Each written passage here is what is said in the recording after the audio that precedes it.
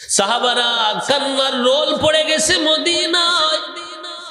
ওমর তরবারি হাতে নিয়ে বলে, মুনাফিকের দল, কিছুক্ষণের মধ্যে যদি আমার নবীর খবর না দাও, একটা মুনাফিকেরও গর্দান থাকবে না। আল্লাহু আকবার। ওমর পাগলের ন্যায় হয়ে গেছে। আবু বকর ফুফায়া ফুফায়া কান্দার কোমর রে, চলো চলো নবীর খোঁজে নেমে যাই, তালাশে নেমে যাই। গেঞ্জামের দরকার নাই, আগে আগে কেউ কে মারো না, আগে চলো আমার নবী কোথায়। কিতাবের ভিতরে আসছে আমার নবীকে খুঁজে নেমে গেছে ওমর, উসমান, আলী। আবু বকর চলে গেছে ওমরকে নিয়ে হাঁটতে হাঁটতে হাঁটতে হাঁটতে এক পাহাড়ের কাছাকাছি চলে গেছে। গিয়ে দেখে একদল রাখালেরা চোখের পানি মুছতেছে আর কাঁদতেছে। রাখালকে জিজ্ঞাসা করে, ও ভাই রাখালের দল, তোমরা কি আমার নবীকে দেখেছো নাকি? এই 3 দিন হলো আমার নবীকে পাই না। রাখালেরা বলে, হ্যাঁ ভাই ওমর, তোমার নাম আবু বকর? বলে, হ্যাঁ আমার নাম আবু বকর, আমার নাম ওমর। পরিচয় দেওয়ার পর বলে, কে তোমার নবী? আমরা চিনি না, কিন্তু এই 3 দিন হলো আমাদের গরু, আমাদের ভেড়া, আমাদের দুম্বা মাঠের ঘাসে মুখ লাগায় না, বাচ্চাগুলো দুধ পান করা ছেড়ে দিয়েছে, দুধ খায় না। ওই পাহাড়ের দিকে, নামাজ নামক পাহাড়ের দিকে শুধু তাকায় আর কান্নাকাটি করে। পাখিগুলো গুলগুল শব্দে কান্না করে, চিনি না তোমার নবীকে, কিন্তু আমাদের গরু ভেড়া ঘাস খায় না। ওই ব্যক্তি রাতের বেলা দেখি গুনগুন করে কান্না করে, সারাদিন পাহাড় থেকে বের হয় না, সারাদিন গুহার ভিতরে কান্না করে, রাতের বেলা ওই পাহাড়ে হাঁটে আর কান্না করে, উম্মতি উম্মতি বলে কান্না করে। এবার ওমর ডেকে আবু বকরকে, আবু বকর ডেকে ওমরকে বলে, হ্যাঁ ওমর, যেই ব্যক্তির কান্নার কারণে পশু পাখি 3 দিন পর্যন্ত খাবার খায় না, পশু পাখিগুলো কান্না করতেছে। রাখালেরা বলে, ওমর রে, ও ভাই, তোমাদের পায়ে হাত দিয়ে বলি, তোমরা ওই ব্যক্তিটাকে নিয়ে যাও, না হলে আমাদের পশুগুলো মারা যাবে লাখে। আল্লাহু আকবার। এবার ওমর কান্দের, কই ভাই আবু বকর, যেই লোকের কান্নার কারণে পশু পাখি কান্না করে, রাহমাতাল লিল আলামিন ছাড়া আর কেউ হতে পারে না, তিনি রাহমাতাল লিল আলামিন ছাড়া আর কেউ হতে পারে না। চলো যাই, আমার নবীর কাছে যাই। যাওয়ার পরে দেখে সিজদায় বসে কাঁদতেছে, রব্বি হাবলি উম্মতি, রব্বি হাবলি উম্মতি। আল্লাহু আকবার। আমার নবী সিজদায় পড়ে কান্দে। ওমর ডাক দিয়া বলে, পয়গম্বর,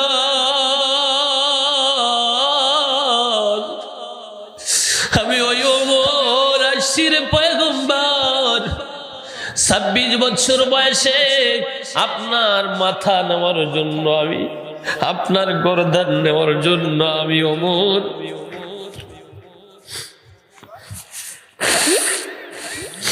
আমি ওমর তরবারি হাতে নিয়ে আসলাম।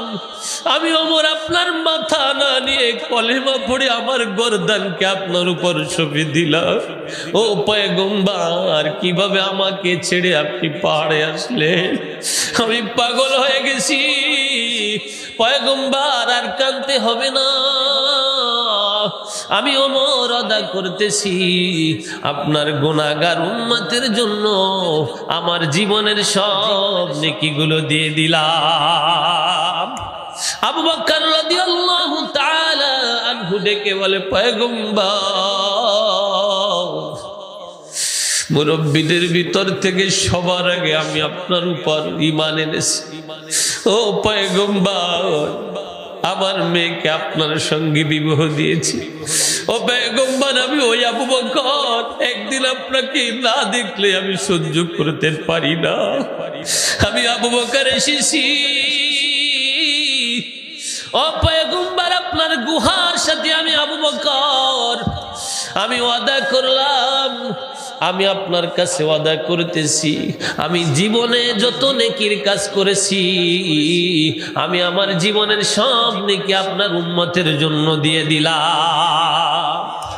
আমার পয়গম্বর মাথা উঠায় না, রব্বি হাবলি উম্মতি বলে কাঁদতেছে। ও আমার যুবকের দল, কোন প্রেমে পড়ছো? নবীর প্রেমে কেন পড়ো না রে? মোবাইলের প্রেমে পড়ে নামাজ ছেড়ে দিলা, রোজা ছেড়ে দিলা, মার খেদমত ছেড়ে দিলা, বাবার খেদমত ছেড়ে দিলা। আমার নবী বলে, আমার উম্মতেরা রে, আমি এত কান্না করেছি তোমাদের জন্য, তামাম দুনিয়ায় সব থেকে আদম নবী কান্না করেছে বেশি। ওই আদম নবীর কান্না সহ সব নবীর কান্না এক করলে যা হয়, আমি উম্মতের জন্য তার থেকে বেশি আল্লাহর কাছে কান্না করেছি। নবীজি সিজদা থেকে মাথা উঠায় না, কিতাবের ভিতরে এসেছে। আবু বকর বলে, ওমর রে, আমাদের ডাকে নবী মাথা উঠাইবে না, চলো যাই। ওসমানকে নিয়েছি, হাসান হুসাইন ফাতিমা না আসলে আমার নবী সিজদা থেকে মাথা উঠাবে না। এবার খবর পৌঁছে গেছে, 3 কিলোমিটার হেঁটে উসমান খবর পেয়েছে। ওমর চলে গেছে দৌড়াইয়া, ওসমান রে আয় আয় আয়, আমার নবীর খবর পেয়েছি, আমার নবীর খবর পেয়েছি। উম্মতি উম্মতি বলে আমার নবী কান্না করে। ও আলী আয় আয় আয় রে, তোরা না গেলে মনে হয় আমার নবী আসবে না। হাসান হুসাইনকে ডেকে ফাতেমা কয়, ও হাসান, ও হুসাইন রে, তোমার কলিজার নানার সন্তান পা গেছে, চলো যাই। দৌড়ইতে দৌড়ইতে ফাতেমার সন্তানদেরকে নিয়ে গেছে। আলী গিয়ে সালাম দেয় আর বলে, পয়গম্বর, আমি ছোট্ট কালে মাত্র 7-8 বছর বয়সে আমি আপনার উপর ঈমান এনেছি, আমার আল্লাহর উপর ঈমান এনেছি। আমি আপনার সেই আলী, আমি সেই আলী, যে আলী আপনার উপর ঈমান এনেছি, আপনার ঘরে যা খাবার হয় তাই খেয়ে আমি বড় হয়েছি। কিভাবে আপনি আমাকে রেখে আসলেন? আমি এই 3 দিন খানা খাইতে পারি না আপনার টেনশনে।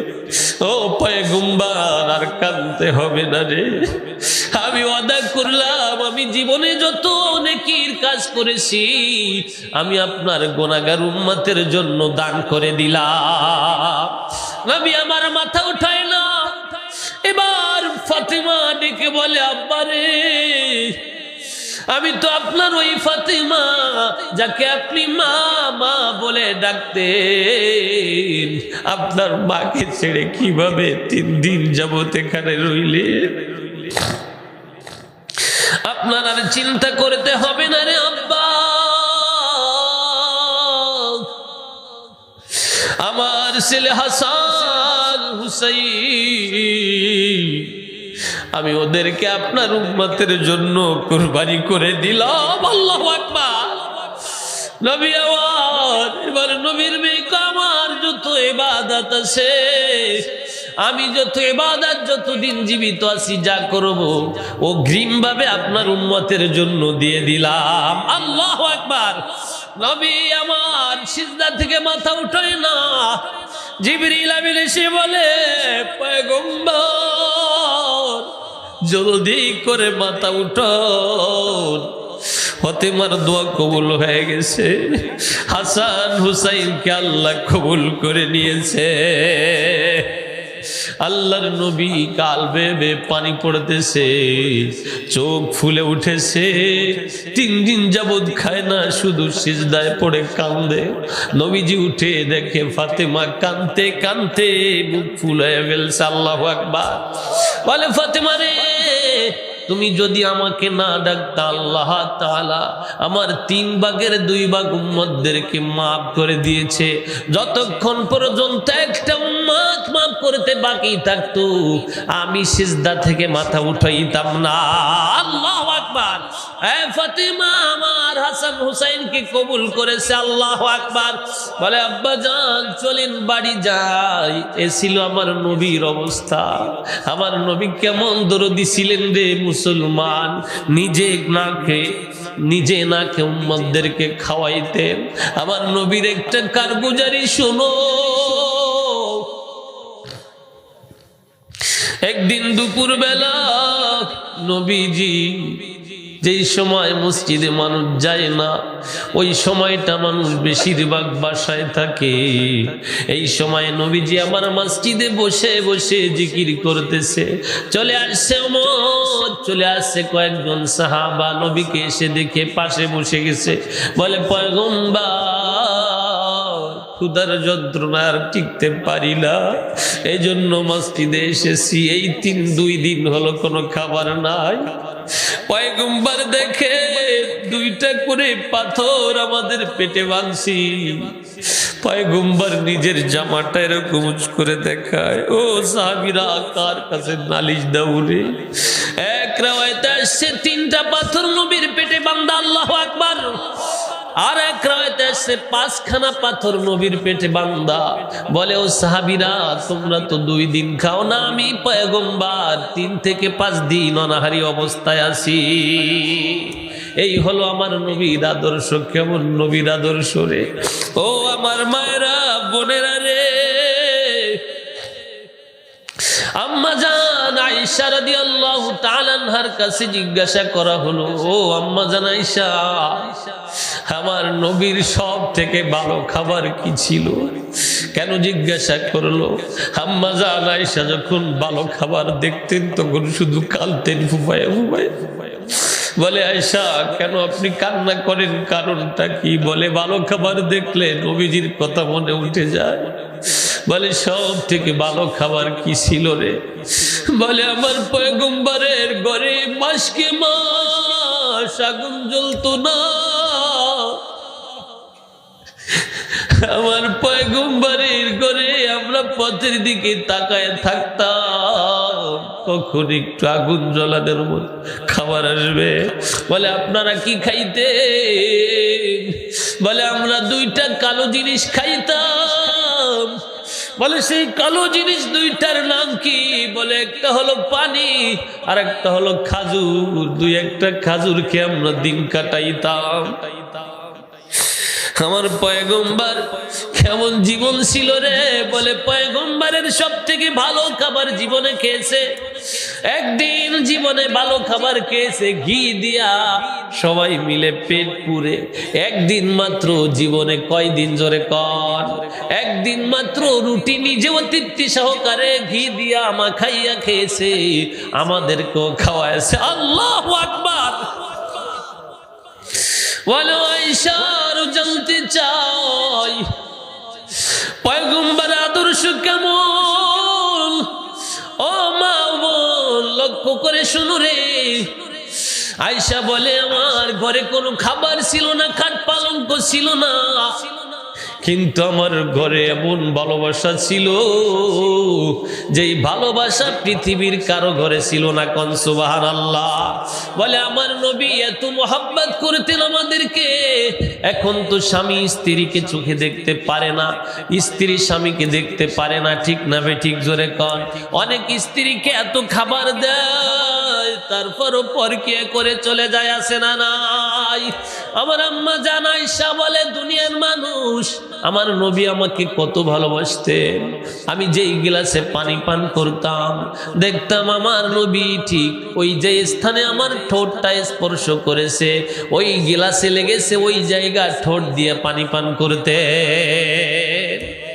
আহারে স্বামী স্ত্রীর মোহাব্বত বলে কোনো ভালো দামি কিছু ছিল না, কিন্তু ভালোবাসায় কোনো কমতি ছিল না। কোন সুবহানাল্লাহ। ও মুসলমান ভাইরা আমার বোনেরা, আম্মা জানকে বলে নবীর সব থেকে ভালো বিছানা কি ছিল রে? বলে নবীর একটা মাত্র কম্বল ছিল। কয়টা? জোরে কর। একটা কম্বল। শীতের রাতে নবীজি এক পাশে নিচে বিছাইয়া দিত, আর অর্ধেক নিজের গায়ে দিত। এইটা ছিল নবীর সব থেকে ভালো বিছানা। মাত্র একটা কম্বল, শীতের দিনে এক বাস নিজের গায়ে দিত, এক বাস নিচে দিত। ও দুনিয়ার মানুষ, শোনো, নবীর খাবারের ব্যাপারে জানলা, নবীজির ঘুমনের ব্যাপারে। ওই কম্বলটা যখন গরমের দিন হতো 2 বাস করে তিনি ঘুমাইতেন ওটাই। একদিন ওমর গেছে, নবীকে ডাকতে দেখে নবীর অবস্থা আছে। নবীজি ওঠার পর তার গায়ে ওই পাটির দাগগুলো বসে গেছে, লাল তক পুরো পায়ে গায়ের ভিতরে বসে গেছে। দেখবেন আমরা যখন ঘুমাই হোগলাই কিছু সময় ঘুমাইলে দাগ হয়ে যায়, ঠিক কিনা? নবীর শরীরটা ছিল এত নরম। কিতাবের ভিতরে আছে ওর কেঁদে দিলে বললেন পয়গম্বর, দুনিয়ায় সব থেকে শ্রেষ্ঠ নবী আপনি। আজ আপনার গায়ে পাটির দাগ দেখা যায়, আমার কলিজা ছিঁড়ে যায়। আপনি যদি অর্ডার দিতেন আমি ভালো কিছু এনে আপনাকে ব্যবস্থা করতাম।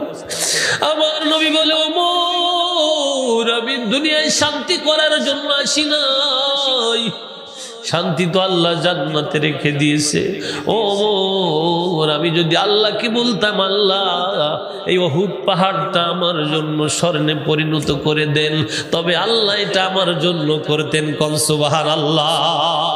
ওমর দুনিয়ার শান্তি চাই না, আখিরাতের শান্তি চাই। আখিরাতের আমার উম্মতের মুক্তি চাই। আমি যদি শান্তি করি আমার উম্মতেরা বলবে আমার নবী ভালো খাইতো, ভালো পড়তো, ভালো ছিল তাই নামাজ পড়তে পারে। আমরা তো সেইভাবে না, এজন্য পড়ি না। আমার উম্মতেরা আমার উপর এরকম ধারণা করবে। ও মোর, দুনিয়ায় আমার থাকার জায়গা না। দুনিয়ায় কয়দিন,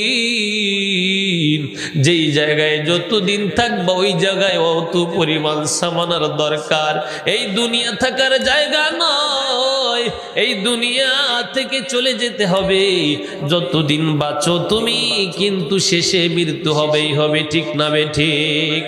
আম্মা জান আয়েশা বলে দুনিয়ার মানুষ, আমার নবীর ঘরে কেমন ছিল? নবীর ঘরের দরজা বলে 11 বিবির 11টা ঘর ছিল, ছোট ছোট একটু করে রুম দিয়েছিল।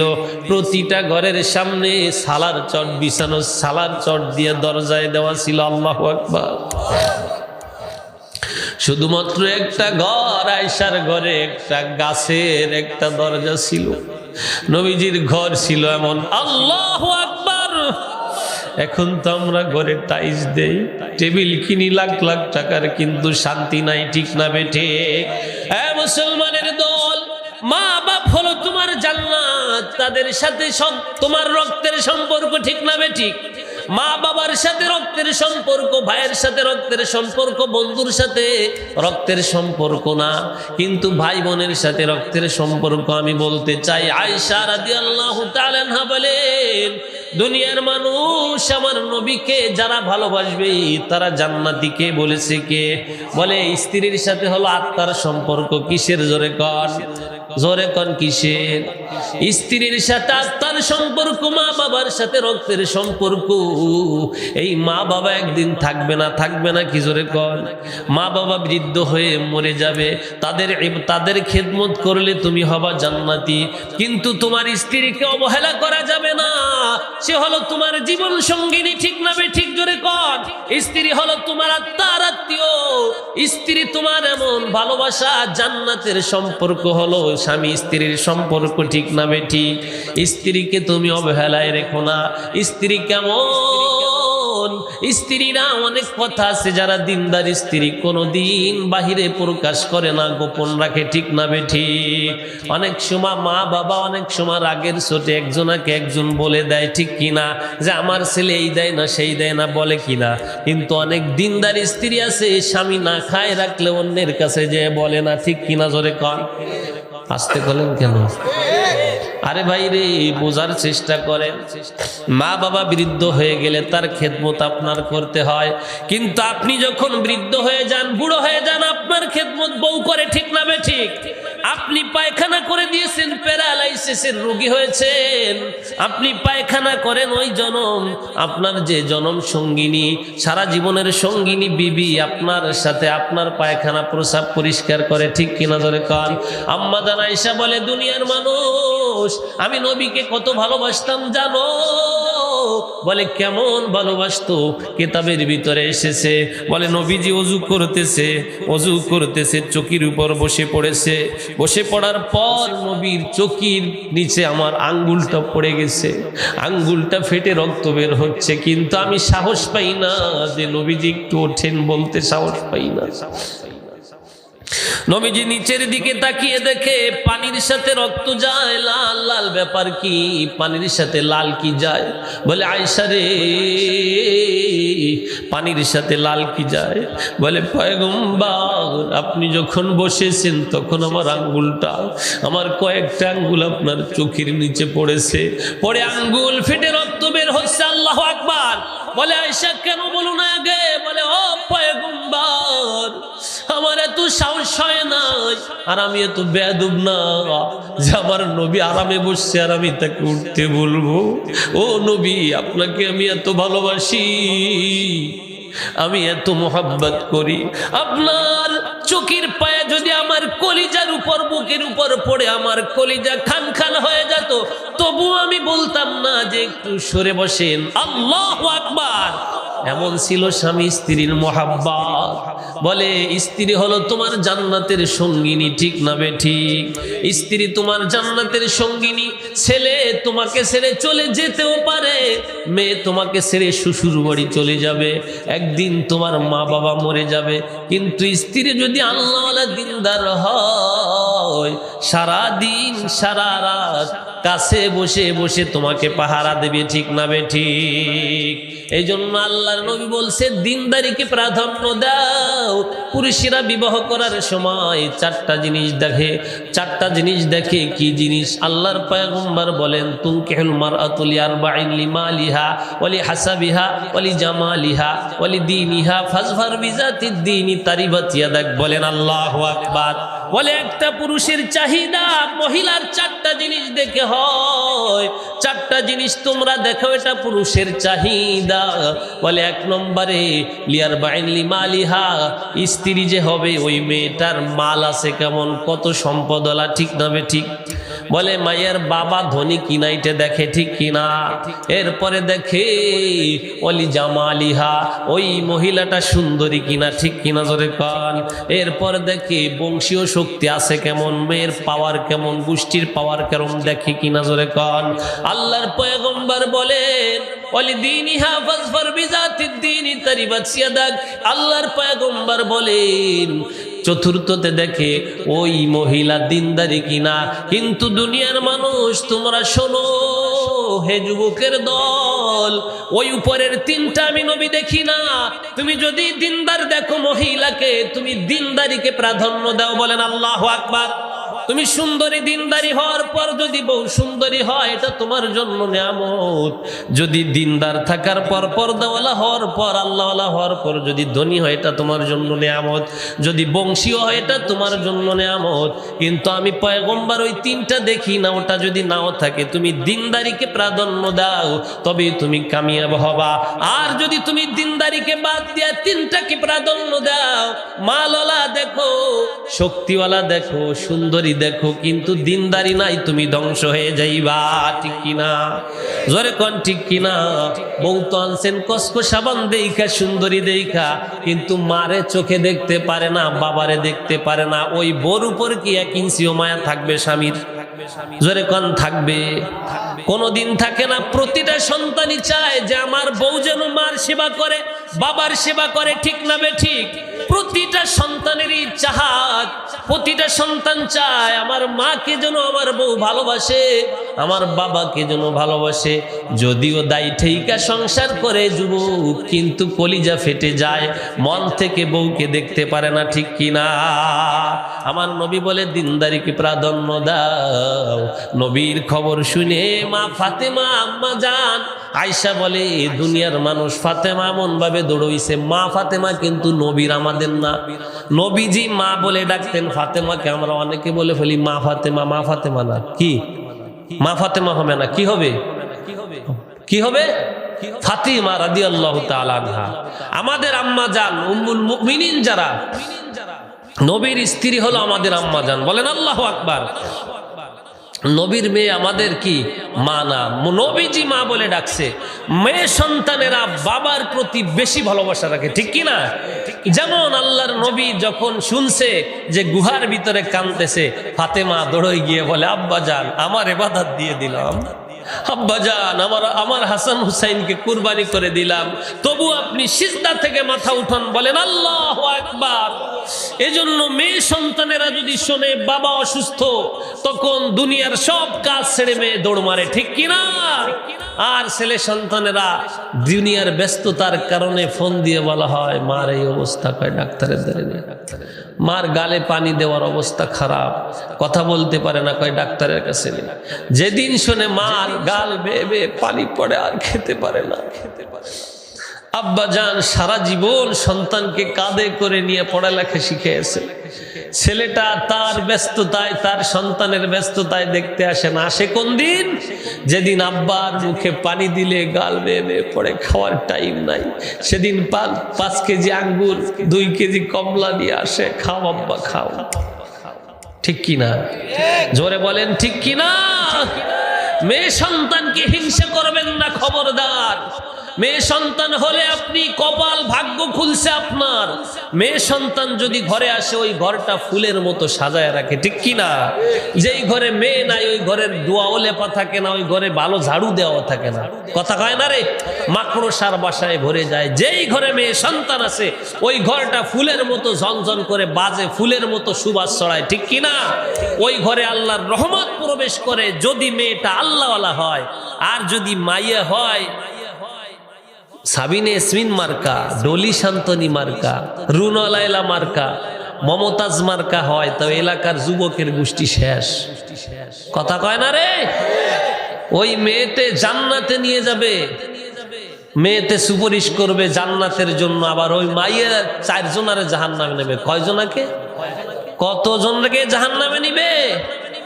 1 নম্বরে মেয়ে বলবে বাবার কথা, আল্লাহ আমার বাবা আমারে পর্দা করায় নাই, আমাকে জাহান্নামে দেওয়ার আগে আমার বাবাকে হাজির করো। আমি যদি জাহান্নামে যেতেই হয় বাবাকে ছাড়া যাব না। নাউজুবিল্লাহ। 2 নম্বরে আমার স্বামী আসামি, ওই আসামিকে ডাকো।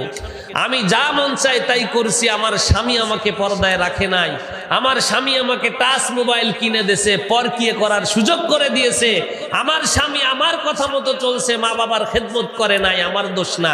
আমি শুধু সুন্দরী ছিলাম, এজন্য আমার সুন্দরের পাগল ছিল আমার স্বামী, আমি চলে যাই কিনা আমারে শাসন করে নাই। জাহান্নামে যদি যেতেই হয় আমার স্বামীকে খবর দাও, তাকে নিয়ে যাব। 3 নম্বরে আল্লাহ আমার বড় ভাইকে ডাকো, ও আমাকে শাসন করে নাই, আমার খবরও রাখে নাই। আমার বড় ভাই মসজিদের সেক্রেটারি সভাপতি ছিল, কিন্তু আমি তার বোন বেপরদায় চলতাম রাস্তা দিয়া, যুবকদেরকে চোখে ধোকা দিতাম, মুখে ধোকা দিতাম। আমার বড় ভাইয়ের ভয়ে কেউ কিছু বলতো না। আমার বড় ভাই আমাকে পর্দায় চালায় নাই। আজ যদি আমাকে পর্দায় চালাইতো, আমি হতাম জান্নাতি। যখন জাহান্নামী হব, ওই বড় ভাইকে ডাকো, ওরে জাহান্নামে নিয়ে যাবো। নাউজুবিল্লাহ। 4 নম্বরে আমার স্বামীকে, 4 নম্বরে আমার বড় সন্তানকে ডাকো। বড় সন্তানের দায়িত্ব ছিল আমাকে পর্দায় রাখা, কিন্তু বড় সন্তানও আমাকে বলে নাই। আমি ছিলাম লেডিস মার্কা মহিলা, আমি যা মন চাই তাই করতাম। আজ আমি জাহান্নামে, যাদের কারণে জাহান্নামী হলাম, আমি তাদেরকে জাহান্নামে নিয়ে যাব। নাউজুবিল্লাহ। এখন একা একা ভাবেন, আপনার স্ত্রী, আপনার মেয়ে, আপনার মা, আপনার বোন পর্দা করে কিনা। আল্লাহ কসম দিয়ে বলি, ওই সমস্ত পুরুষ দায়ুষ যে নিজে পর্দা করে না, নিজের মেয়েকে পর্দা করায় না, বউকে পর্দা করায় না, মাকে পর্দা করায় না, ওইগুলোকে কমিটি বানানো জায়েজ নাই, ওইগুলোকে মসজিদের কমিটিতে রাখাও জায়েজ নাই। ঠিক করেন না কেন? মসজিদের সভাপতি দাতাল যায় বউ নিয়ে একেবারে মোটর সাইকেলে খোলামেলা অবস্থায়, দাতাল আবার সভাপতি হয়েছে। এগুলো দাতাল বলি আমি এদেরকে। কি বলি জোরে কর? মসজিদের সেক্রেটারি হইছো তুমি, জান্নাতে যাইবা, অথচ নিজের মেয়েরে শয়তানের মতো সাজায় ছাড়িয়ে দিছো। কথা কয় না রে? মসজিদের ক্যাশিয়ার হইছে, মেয়েরে পর্দা করে না, সুদখোর, হাগে গু খাস সুদ না খাইয়া, ঠিক কিনা? আরো জোরে কন ঠিক কিনা? হাগে গু খা সুদ না খাইয়া, সুদ খাইয়া আবার মসজিদের সভাপতি। ওরে সভাপতি, আরে সুবতি হবে ঠান্ডা পানি দিয়ে 3 দিন। কথা কয় না রে? এই ওয়াজ করলি আবার সুদখোরের গায়ে জ্বালা ধরবে, যাই সালাম কিছু রেখে যাবো না, ঠিক কিনা জোরে কর? সুদখোর, সুদ খাইয়া আবার কবরে যাবা জান্নাতে। সুদ খায়, ঘুষ খায়, সুদখোর আছে না নাই? সুদখোরের একটা কবিতা শুনবো। সুদখোরের পক্ষে কারা কারা হাত জাগান? সুদখোর কত নিকৃষ্ট। 10 টাকা দিয়ে জামা কিনছেন, 10 টাকা দিয়ে লুঙ্গি কিনছেন, ওর ভিতরে মাত্র 1 পয়সা সুদ। কয় পয়সা ধরে কন? 1 পয়সা সুদ। আপনার একটা সিজদাও কবুল হবে না। নাউজুবিল্লাহ। 10 টাকার 1 পয়সা সুদ, আর 9 টাকা 99 পয়সা হালাল। 1 পয়সা সুদ আছে, ওই জামায় নামাজ হবে না, লুঙ্গিতে নামাজ হবে না। লা ইয়াদখুলুল জান্নাতা জাসাদুল গুজিয়া বিল হারাম, জাসাদুল গুজিয়া বিল হারাম। হারাম বক্ষণকারীর শরীর জান্নাতে যাবে না। কে বলছে? কে? হ্যাঁ মুসলমান ভাইরা, সুদের ব্যবসা যারা করেন, এই দুনিয়ার জীবনকে যে আসল মনে করে, হারাম টাকা কামাই করে নিজের উদার ভরে, সুদের ব্যবসা করে যেজন বড় হতে চায়, শুধু খেলে যে কেমন গোনা কে তাকে বুঝায়। সবচেয়ে তার ছোট্ট গোনা জেনে রেখো ভাই, নিজের ছেলে জেনা করে মাকে বউ বানায়। মায়ের সাথে জেনা যেজন করবে দুনিয়াতে, জাহান্নামের আযাব তাহার হবে আখিরাতে। হারাম খেয়ে যেজন দোয়া করে খোদার কাছে, তার দোয়ার কি কোনো মূল্য খোদার নিকট আছে? আছে নাকি জোরে কন? হারাম খানা খেয়ে যেজন উদার পূর্ণ করে, তাহার জন্য বেস্তে যাওয়া হারাম চিরতরে। কর নাউজুবিল্লাহ। হারাম টাকার পোশাক পরে নামাজ পড়লে ভাই, হারাম টাকার পোশাক পরে নামাজ পড়লে ভাই, তাহার নামাজ কবুল হয় না, হাদিসে তা পাই। ঠিক কিনা জোরে কন? আখের ভুলে কামাই করবা দুনিয়ার লাগিয়া, অন্ধকার কবরে যাবা সব কিছু ছাড়িয়া। ভাগ করিয়া নিবে তাহা কড়া কন্ডা তার, ভাগ করিয়া নিবে সবাই কড়া কন্ডা তার, কিন্তু কেহ ভাগ নিবে না তোমার ওই গুনার। যাদের জন্য কামাই করবা তারা হবে পর, মরার পরে দেখবা তোমার কবর অন্ধকার। অন্ধকার কবরে যদি শান্তি পেতে চাও, সময় থাকতে হারাম টাকা বন্ধ করে দাও। অন্ধকার কবরে যদি শান্তি পেতে চাও, অন্ধকার কবরে যদি শান্তি পেতে চাও, সময় থাকতে হারাম টাকা বন্ধ করে দাও। ঠিক কিনা বলেন? বান্দায় আছে বন্দেগি নাই, বদহালাতে জিন্দেগি, গুনায় গুনায় দিন কাটাইলা, আখেরাতের করলা কি? ঠিক না বে ঠিক? এ সুদখোর ভাইরা, তোমাদের পায়ে হাত দিয়ে বলি রে ভাই, এই দুনিয়া থাকার জায়গা না, এই দুনিয়ায় থাকতে পারবা না।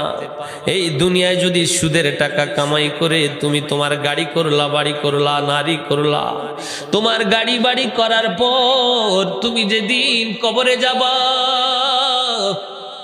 তুমি দেখবা গুনার কারণে কবরের ভিতরে সাপ বিচ্ছু ভরপুর হয়ে গেছে।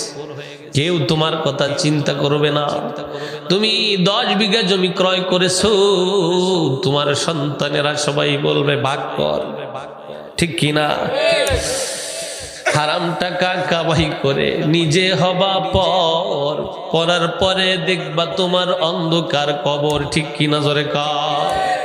সুদের টাকা কামাই করে সন্তানদেরকে তুমি তাদের জন্য রেখে গেলা, সবাই সেই সম্পদ ভাগ করে নিবে রে মুসলমান ভাইরা, কিন্তু তোমার গুনার ভাগ কেউ নিবে না। তোমার অন্ধকার কবর অন্ধকার কবরে নামায়া রেখে আসবে, খবর নিবে না কি জোরে কার।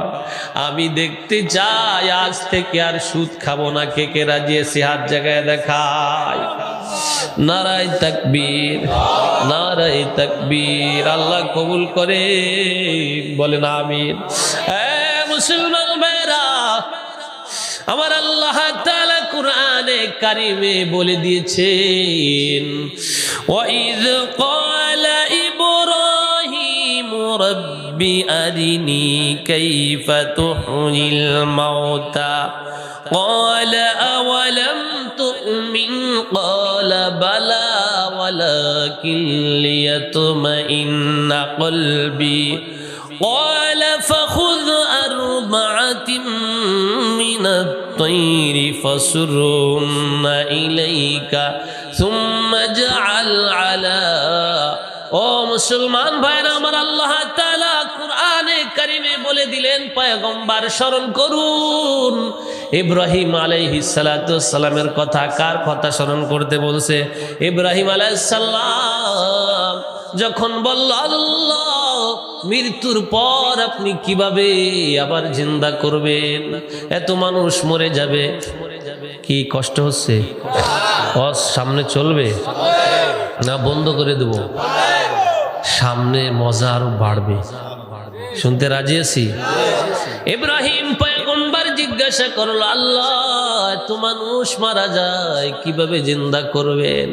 আল্লাহ ডেকে বলে, ইব্রাহিম ওয়াইদ ক্বালা ইব্রাহিম রব্বি আরিনি কাইফা তুহয়িল মাউতা ক্বালা ওয়ালাম তুমিন ক্বালা বালা ওয়ালাকিন লিয়াতমাইন্না কলবি ক্বালা ফাখুয আরবা'আতিন মিনাত তায়রি ফাসুরহুন্না ইলাইকা সুম্মা ইজআল আলা কুল্লি জাবালিন মিনহুন্না জুজআন সুম্মা দু'হুন্না ইয়াতিনাকা সাইয়া। বলেন আল্লাহু আকবার। বলে, ইব্রাহিম তোমার কি বিশ্বাস হয় না? ইব্রাহিম বলল, আল্লাহ আমার বিশ্বাস হয়, কিন্তু বাস্তবে দেখতে পারলে ভালো লাগতো। বলেন আল্লাহু আকবার। তাফসীরে মাযহারির ভিতরে আসছে কেন ইব্রাহিম বলল। ইব্রাহিম পয়গম্বর নদীর কিনারা থেকে হাঁটতেছে, দেখে একটা মোড়ক ভেসে আসছে। মোড়কটা যখন ভেসে আসছে, পাখিতে খাইতেছে। কিসে খায় জোরে কর? এরপরে মাছে খাইতেছে। পানি যখন কমে গেছে, দেখলো পুকুরে গিয়ে খাইতেছে, পাতিশিয়ালে খাইতেছে। ব্যাপারটা কি? এবার আল্লাহকে বলল, আল্লাহ এভাবে তো মোড়ককে তুমি জিন্দা করবা কিভাবে? বলে, ইব্রাহিম তোমার কি বিশ্বাস হয় না? বলে, বিশ্বাস হয়, বাস্তবে দেখতে পারলে আমি খুশি হইতাম। বলে, ইব্রাহিম তাহলে তুমি 4টা পাখিকে ধরো। কয়টা পাখি? 4টা পাখি ধরো এবং পোষ মানায় লাও। এরপরে তুমি 4টা পাখিকে টুকরো টুকরো করে কেটে পাহাড়ে পাহাড়ে বুনায় দাও। এরপরে আমার নাম নিয়ে ডাক দাও, দেখবা তোমার সামনে হাজির হয়ে যাবে। কোন সুবহানাল্লাহ। আরো জোরে বলেন আল্লাহু আকবার। বলে, ইব্রাহিম ওই পাখি ধরো, পোষ মানায় লও, এবার আমার নাম নিয়ে ডাক দাও। ইব্রাহিম নবী 4টা পাখি ধরলো। কি করলো জোরে কন?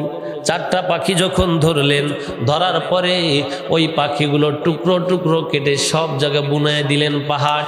তার হিমিল হিমিল বাতাস মনটা করে দেয় উদাস, তার ভালোবাসাতে মুগ্ধ হয়ে ওই পাখিরা গায়ে কলতন। তার নিয়ামতে রাজি কেমনে তুমি করো না ফরমান। আল্লাহু আল্লাহ বলো, জোরে কান আল্লাহু আল্লাহ বলো, তার হুকুম মেনে চলো। আল্লাহ বিনা তো নেই দরদি, বিধানদাতা রহমান। তার নিয়ামতে রাজি কেমনে তুমি করো না ফরমান। সে চন্দ্র উঠালে ওই রাত আসে, ঠিক কিনা? সে আদেশ দিলে গাছে ফুল ফোটে, তার আদেশে ফুলেরা সব গন্ধ ছড়ায়, ঠিক কিনা? তার হিমিল হিমিল বাতাসে মনটা করে দেয় উদাস, তার ভালোবাসাতে মুগ্ধ হয়ে ওই পাখিরা গায়ে কলতান। তার নিয়ামতে রাজি কেমনে তুমি করো না ফরমান। সে সূর্য উঠলে ওই দিন আসে, ঠিক কিনা? সে আদেশ দিলে আকাশে মেঘ ভাসে, তার দেশে মেঘেরা সব বৃষ্টি ছড়ায়, তার ঠান্ডা ঠান্ডা পানি তৃষ্ণা মিটায় তারা জানি, তার ভালোবাসাতে মুগ্ধ হয়ে ওই পাখিরা গায়ে কলতান, তার নেয়ামতে রাজি কেমনে তুমি করো না ফরমান। আল্লাহু আল্লাহ বলো, তার হুকুম মেনে চলো, আল্লাহ বিনা তো নেই দরদি বিধানদাতা রহমান, তার নেয়ামতে রাজি কেমনে তুমি করো না ফরমান। সবাই কি বলবো? আল্লাহু আকবার বলেন। আল্লাহু আল্লাহ, আল্লাহু আল্লাহ কন, আল্লাহু আকবার। আমাদেরকে কে পাঠিয়েছে? নদ নদী আর সাগর মাঝে পানির স্রোত কে চালায়? কে চালায়? কার হুকুমে চন্দ্র সূর্য ওঠে আবার অস্ত যায়? নদ নদী আর সাগর মাঝে পানির স্রোত কে চালায়? কার হুকুমে জীবন মরণ, কার হুকুমে হাওয়া বয়, কার হুকুমে জীবন মরণ, কার হুকুমে হাওয়া বয়। আকাশ থেকে বৃষ্টি দিয়ে ফসল আদিকে ফলায়, জোরে কন্যাকে ফলায়। কার হুকুমে রাষ্ট্রপতি চার দেয়ালের জেলখানায় পথের ফকির কোটিপতি এমপি মন্ত্রীকে বানায়, জোরে কনকে বানায়। কার হুকুমে গরিব দুঃখী ছেলে মেয়ের মা বাপ হয়, ছেলে মেয়ের জন্য আবার কোটিপতিকে কে কাঁদায়। কার হুকুমে রাষ্ট্রপতি চার দেয়ালের জেলখানায়, কার হুকুমে রাষ্ট্রপতি না বলিয়া ভারত যায়? কথা কয় না রে? আরে কার হুকুমে রাষ্ট্রপতি না বলিয়া ভারত যায়?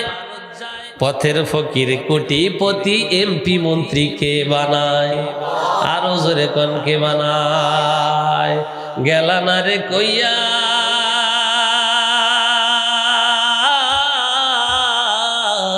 গেলে তুমি একা একা এমপিদেরকে রাখিয়া, ঠিক কিনা? গেলা না রে কইয়া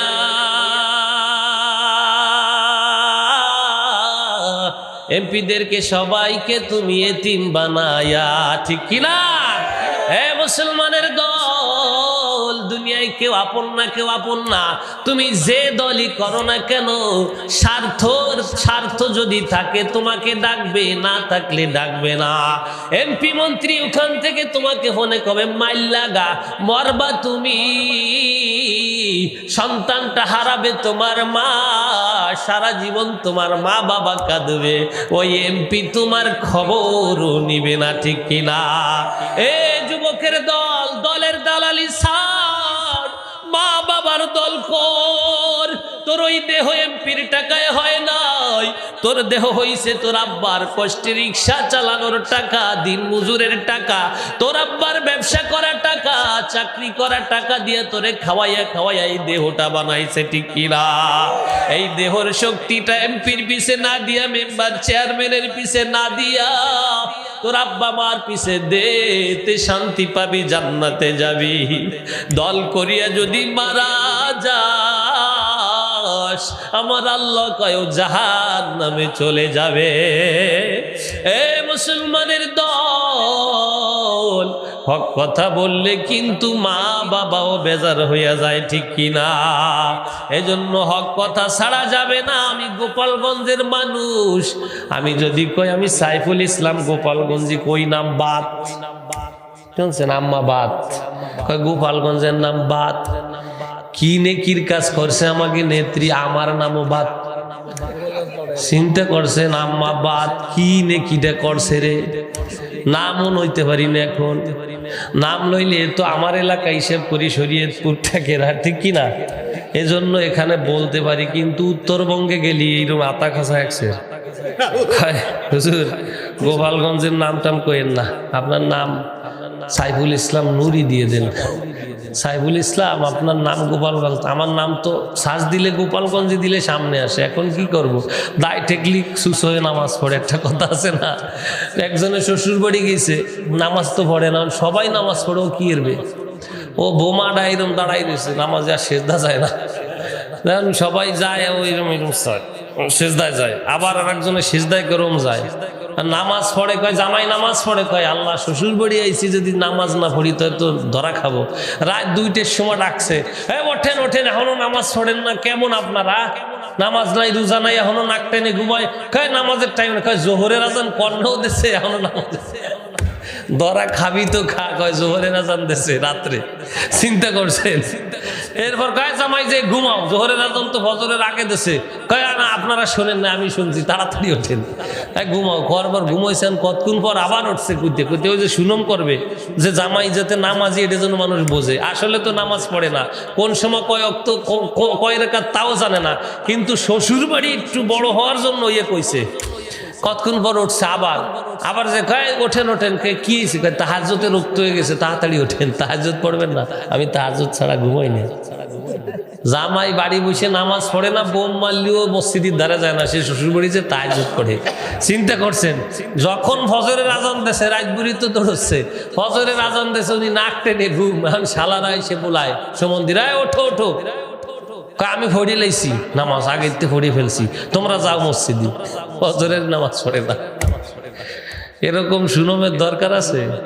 কারণ সুনমের দরকার আছে। আচ্ছা, আমরা কি উপকার মোটেও করি নেই? কথা কয় না, আমরা কি উপকার মোটেও করি নেই? তা আপনারা এমন ভাবে বয়কট করলেন কি আমাদেরকে? কি যে বদনাম শুরু হচ্ছেন, মাঝে মাঝে কয় ফাঁসালাল ফাঁসালাল, গোপালগঞ্জের ফাঁসালাল, কি অপমানটা করে আমাদেরকে, কথা কয় না রে? তার মানে হলো দ্বীনের পথে থাকলে তার ভাষা লাল হয় না, ঠিক কি না?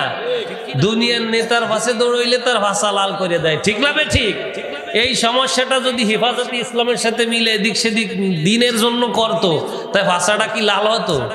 বুক লাল হতো, তুই জান্নাত পাতি, ঠিক কি না? কোরআনের পক্ষে যদি স্লোগান হতো, কোরআনের পক্ষে ছিল আল্লামা শামসুল হক রাহমাতুল্লাহ আলাইহি, বলেন আল্লাহু আকবার। তিনি ছিলেন রেনেসা অগ্রদূত, রেনেসা যুদ্ধে যে অগ্রদূত ছিলেন আল্লামা শামসুল হক রাহমাতুল্লাহ আলাইহি, বলেন আল্লাহু আকবার। রেনেসার আন্দোলন ছিল, ব্রিটিশ বিরোধী আন্দোলন ছিল।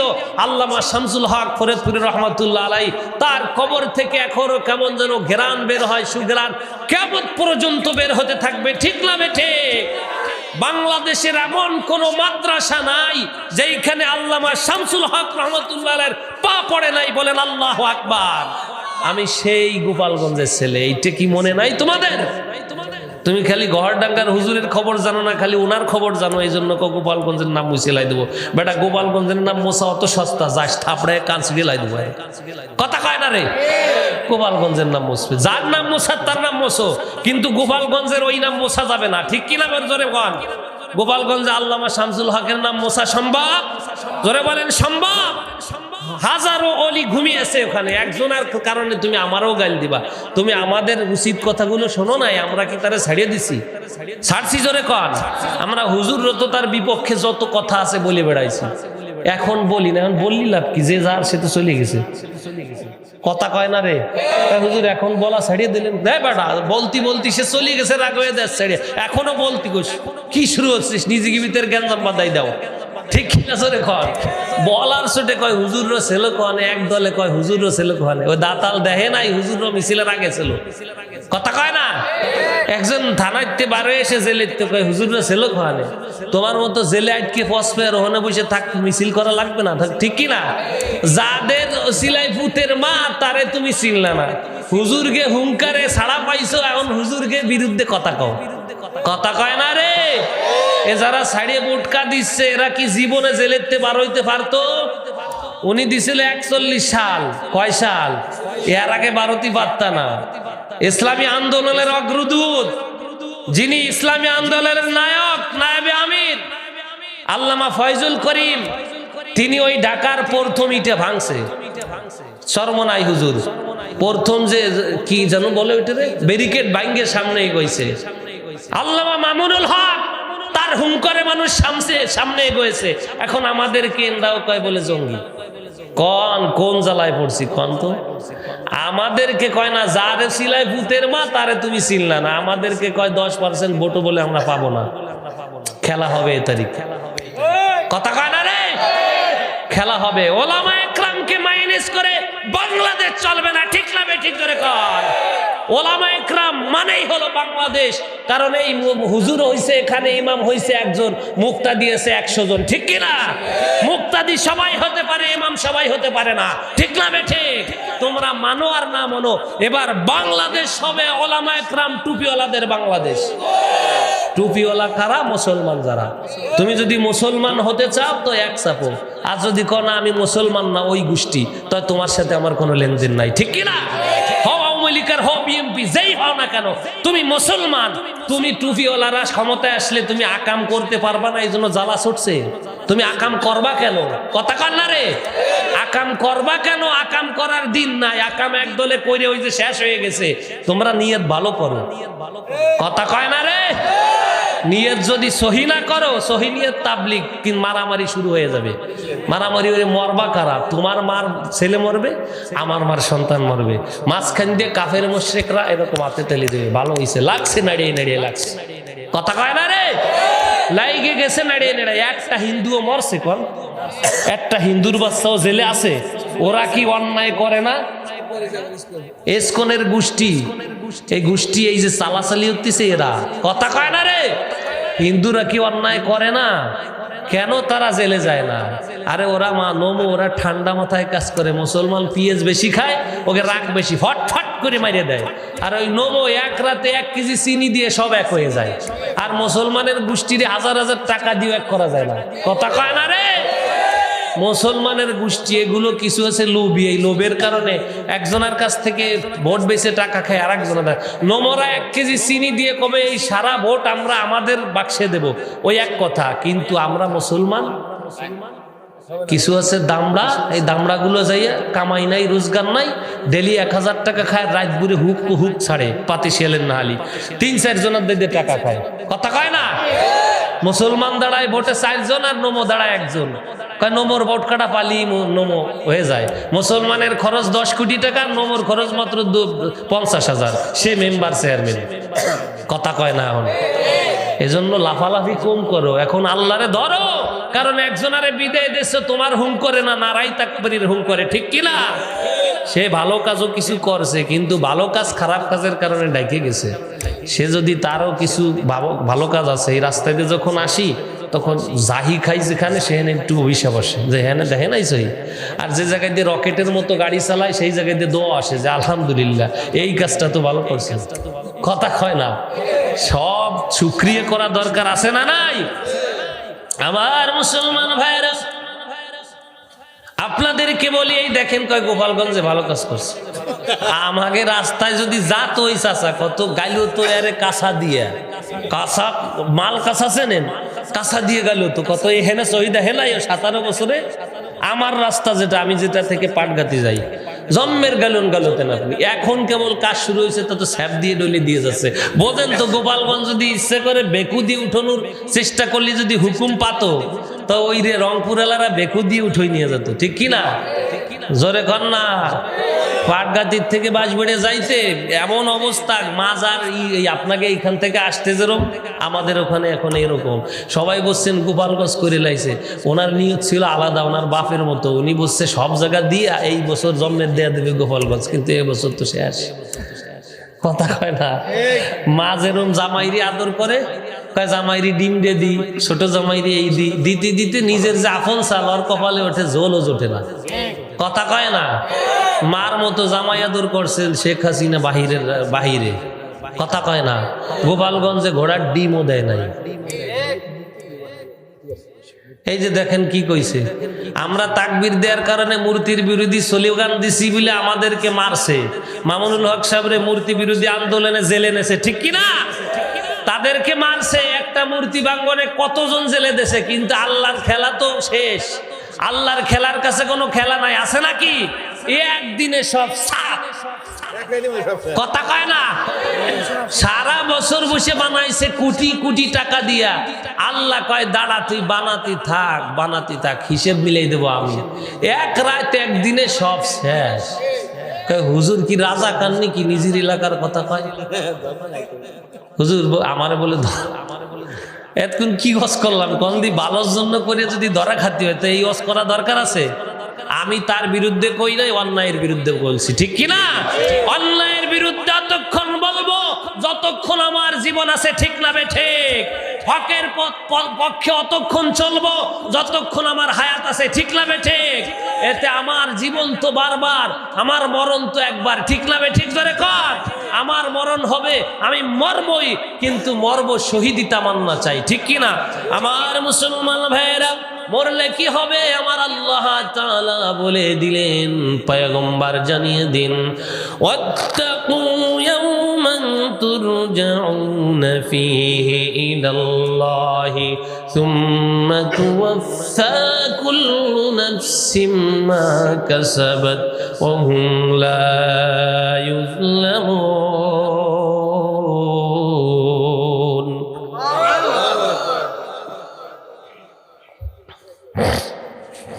সূরা বাকারার 281 নং আয়াতে আল্লাহ তাআলা বলে দিলেন, ওই দিনকে স্মরণ করো যেই দিন তোমাদেরকে আল্লাহর কাছে ফিরে যেতে হবে, অতঃপর প্রত্যেককেই তার প্রতিদান পুরোপুরি করে দেওয়া হবে যা সে কামাই করেছে। ন্যায্য বিচার করা হবে, কারো প্রতি জুলুম করা হবে না। পুরো কোরআনে আল্লাহ যে কথা বলে দিয়েছে, শুধুমাত্র এই একটা আয়াতে সেই কথা বলে দিয়েছে। কোন সুবহানাল্লাহ। সন্তান যখন বিদেশে যেতে চায়, মা বাবা 2-3 মাস আগের থেকে বলে, সন্তান ঠিক মতো খানা খাও, ঠিক মতো চলাফেরা করো, সামনে এমন এক জায়গা যাবা যেখানে তোমার কোনো আত্মীয় নাই, কেউ নাই, তুমি যদি অসুস্থ হয়ে যাও কেউ তোমাকে দেখবে না। এরকম সন্তানকে বুঝাইতে থাকে, কিন্তু সন্তান একবার ক্রিকেট খেলতে যায়, একবার বল খেলতে যায়, বাবা মা শুধু পেঁচাল পাড়ে।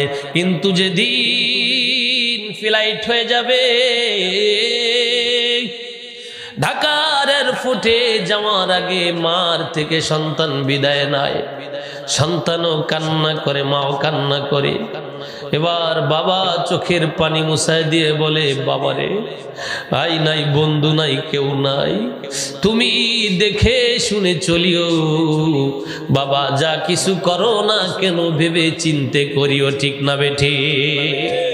সারা মাস যা বলেছিল এক কথার ভিতর বলছে কিনা জোরে কর, দেখে শুনে চলিও।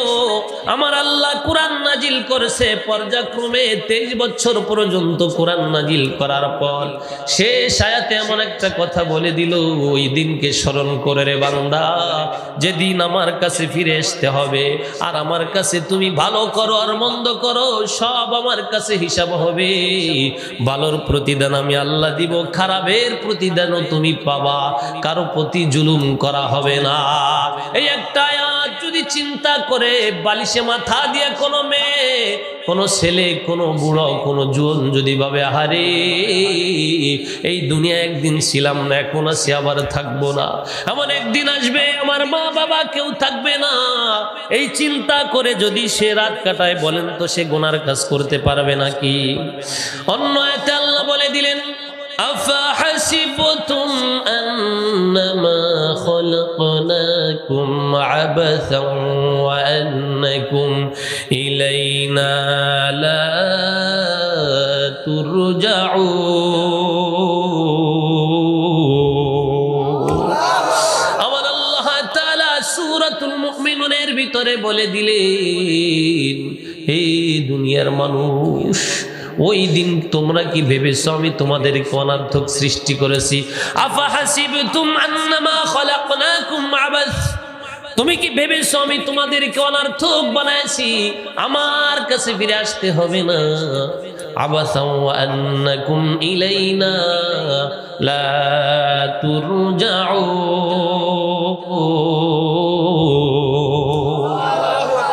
তুমি কি ভেবেছো আমার কাছে ফিরে আসতে হবে না? না না, কোনো মানুষ তো কোনো কিছু অনার্থক বানায় না। কোন মানুষ যদি একটা বাড়ি নির্মাণ করে তার খেয়াল থাকে সন্তানাদি নিয়ে সে সুখে শান্তিতে বসবাস করবে, ঠিক কিনা? মসজিদ বানাইলে খেয়াল থাকে এখানে নামাজ পড়বে।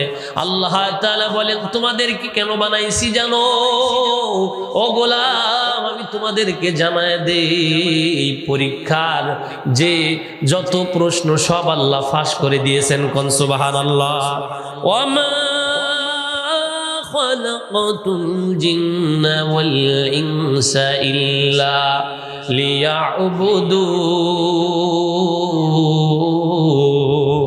লিয়াবুদুন।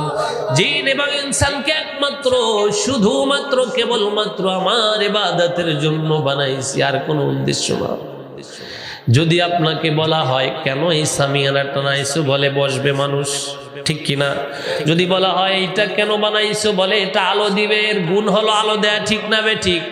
মানুষের গুণ কি হবে? মানুষের গুণই হবে ইবাদত করা। বলেন সুবহানাল্লাহ। আল্লাহ বলছেন মানুষ এবং জিনকে আমার ইবাদতের জন্য বানাইছি। এখন যদি কেউ প্রশ্ন করেন হুজুর তাই গাড়ি চালাবে কে, হুজুর তাই এই মাছ মারবে কে, হুজুর তাই এরকম করবে কে, খালি ইবাদত নিয়ে পড়ে থাকবো, খাবো কি? প্রশ্ন আসতে পারে কিনা জোরে কর। আমার আল্লাহ কয় পয়গম্বর জানা দে যে পড়েছে লা ইলাহা ইল্লাল্লাহ দাখালাল জান্নাহ। আল্লাহু আকবার। ও পয়গম্বর, তারা মনে করে নামাজ রোজা হজ যাকাত এইটা শুধু ইবাদত, এটা তারা মনে করে না না না, আমার বান্দা যদি আমার হুকুম আপনার তরিকা অনুযায়ী যা করবে, মা আতাকুমুর রাসূলু ফাখুযুহু ওয়া মা নাহাকুম আনহু ফান্তাহু। আল্লাহু আকবার। আমার রাসূল যেটা নিয়ে এসেছে ওটাকে তোমরা আঁকড়ে ধরো, আর রাসূল যেটা থেকে নিষেধ করেছে ওটা থেকে বিরত থাকো। রাসূল যেটা আনছে ওটা যদি আঁকড়ে ধরো, আমি আল্লাহর হুকুম মতো যদি তুমি কামাই করো, রিকশা চালাও, ভ্যান চালাইতে গেছো, ফজর পড়ে জোহর পর্যন্ত ভ্যান চালাইছো, জোহরের নামাজ আবার পড়ছো, গোলাম মাঝখানের যে সময়টা নামাজ পড়ো নাই, আমি আল্লাহ তোমার ওই ভ্যান চালানোর ভিতরে জিহাদের নেকি দিয়ে দিলাম। ও বান্দা, তুমি ফজরের নামাজ পড়ে দোকান করতে গেছো, দোকান করার পর আজান শুনে জোহরের নামাজ পড়ছো, মাঝখানে যে তোমার টাকার জন্য, তোমার রিজিকের জন্য যে দোকানে বসলা, কেমন যেন নবীর সাথে জিহাদ করতে গিয়েছিলা, ওই পরিমাণ নেকি দিয়ে দিলাম। তোমার যদি আমার হুকুম অনুযায়ী সব কাজ হয়, ও বান্দা, নামাজ পড়াও ইবাদত, দোকান করাও ইবাদত হয়ে যাবে, গাড়ি চালানো ইবাদত হবে, বিয়ে করা ইবাদত হবে, সন্তান জন্ম দেওয়া ইবাদত হবে, স্ত্রীর সাথে সময় দাও এটাও ইবাদত। বলেন আল্লাহু আকবার। বাথরুমে যাইবা এটাও তোমার ইবাদত হয়ে যাবে। আল্লাহু আকবার। তুমি যখন গোসল করবে ওটা ইবাদত হবে। মুসলমানের 24টা ঘন্টাই হবে আল্লাহর ইবাদত, ঠিক না বে ঠিক? যে করবে ইবাদত সে পেয়ে যাবে জান্নাত। কোন সুবহানাল্লাহ। বলে কেন বানাইছো? বলে ওয়ামা খালাকাতুল জিন্না ওয়াল ইনসা ইল্লা লিয়াবুদুন। আমি জিন ইনসানকে আমার ইবাদতের জন্য বানাইছি। বলে গুণের মানুষ হওয়া দরকার, জন্মগত মানুষের অভাব নাই। যেদিন থেকে আমি আব্বার মার ঘরে জন্ম নিয়েছি ওদিনই আমি জন্মগত মানুষ, ঠিক না বে ঠিক? দুনিয়ার বুকে মানুষ দুই প্রকার, একটা হলো গুণগত মানুষ আর একটা হলো জন্মগত মানুষ। কোন সুবহানাল্লাহ। জন্মগত মানুষ হওয়ার জন্য কোনো ইবাদত পড়ালেখা করা লাগে না। গুণের মানুষ হওয়ার জন্য পড়ালেখার দরকার আছে না নাই? গুণের মানুষ হতে চাই কারা কারা? হাত জাগাই, নারায়ে তাকবীর। হাত নামায় আল্লাহ কবুল করে নেন। আল্লাহ তাআলা বলেন বান্দা আমার ইবাদতের জন্য বানাইছি। কিতাবে কোরআনের ভিতরে আসছে কাইফা তাকফুরুনা বিল্লাহি ওয়া কুনতুম আমওয়াতান ফাহিয়াকুম সুম্মা ইউমীতুকুম সুম্মা ইউহয়ীকুম সুম্মা ইলাইহি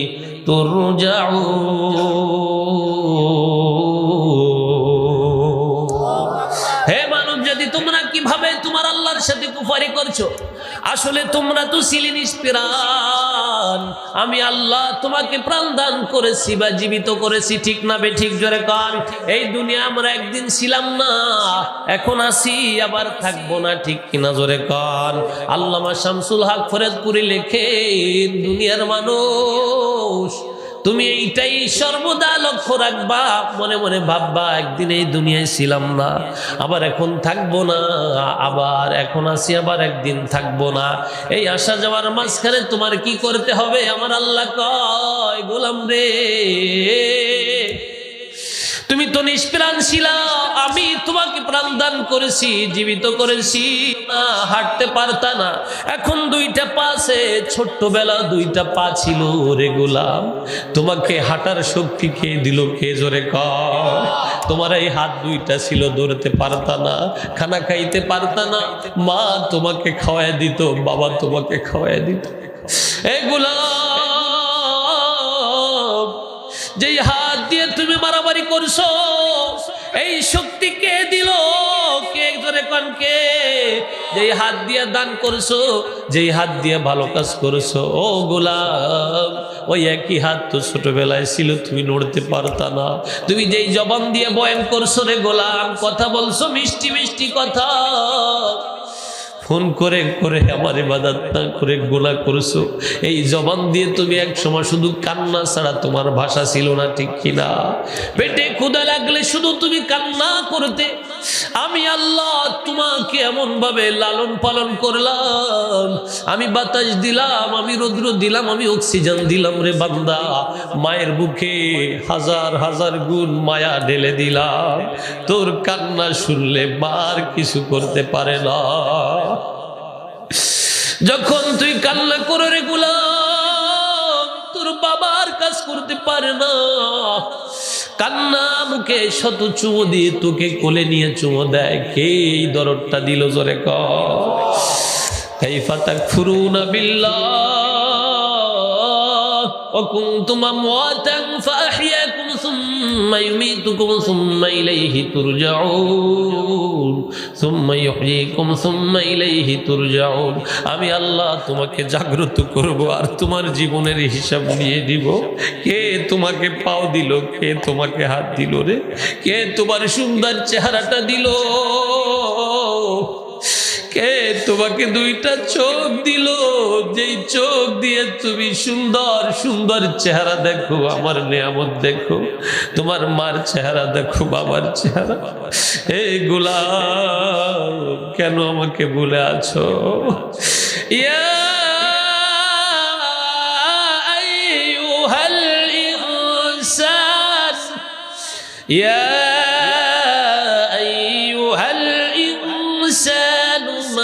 غرك بربك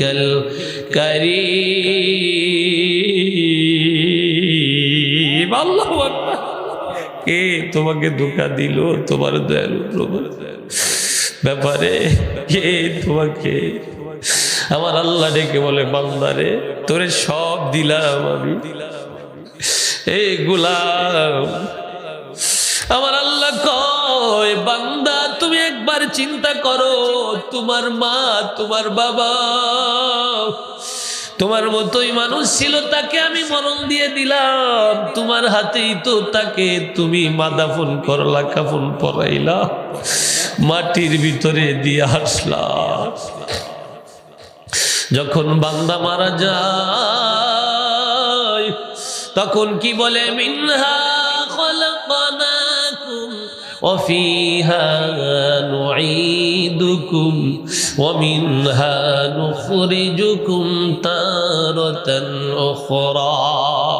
বান্দা, এই মাটি দিয়ে তোকে বানানো হয়েছে, যেই সন্তানের জন্য জীবন দিলেন, সেই সন্তানও আপনি মারা যাওয়ার পর বাঁশের ছাউনি দিয়া যখন ডেকে দিবে, এই সন্তানও বলবে মিনহা খলাকনাকুম, এই মাটি দিয়ে তোমাকে বানানো হয়েছে, ওয়াফিহা নুঈদুকুম, এই মাটির ভিতরে তোমাকে রাখা হলো, ওয়া মিনহা নুখরিজুকুম তারাতান উখরা, এই মাটি থেকে আবার তোমাকে আবার আল্লাহ উঠাবে। আল্লাহু আকবার। কত রাজা, কত বাদশাহকে আমি নিয়ে আসলাম। হে গোলাম, তুমি কি চিন্তা করো না? আমার গোলাম, আমার বান্দা, আমি তোকে আদরের সাথে বানাইছি, আমি আমার কুদরতি হাত দিয়ে জিহ্বা বানাইছি, যাতে করে আমারকে তুই ডাকিস। কোন সুবহানাল্লাহ।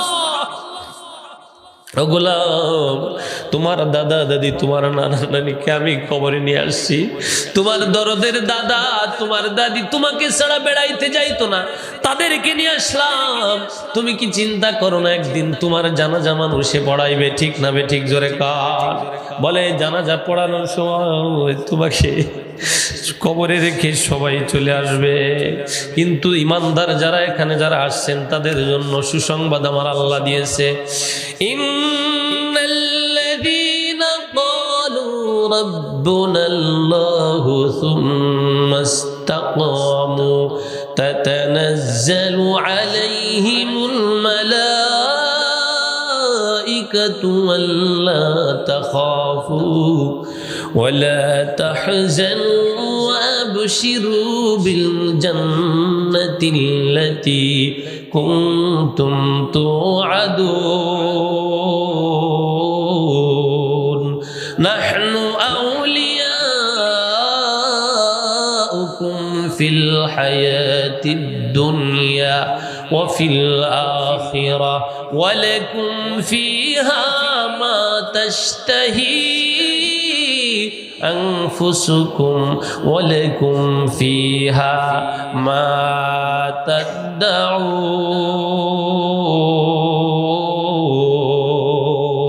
यही हम सब मुसाफिर है कोई आखिर ठिकाना कोई आगे रवाना है कोई पीछे रवाना। আল্লাহ পাকের আদেশ করো ইবাদত তাহার। সারা বিশ্বের প্রভু আল্লাহ মানবে যেজন ভবে, সুখে দুঃখে ঈমান নিয়ে অটল হয়ে রবে। কে বলেছে? কে?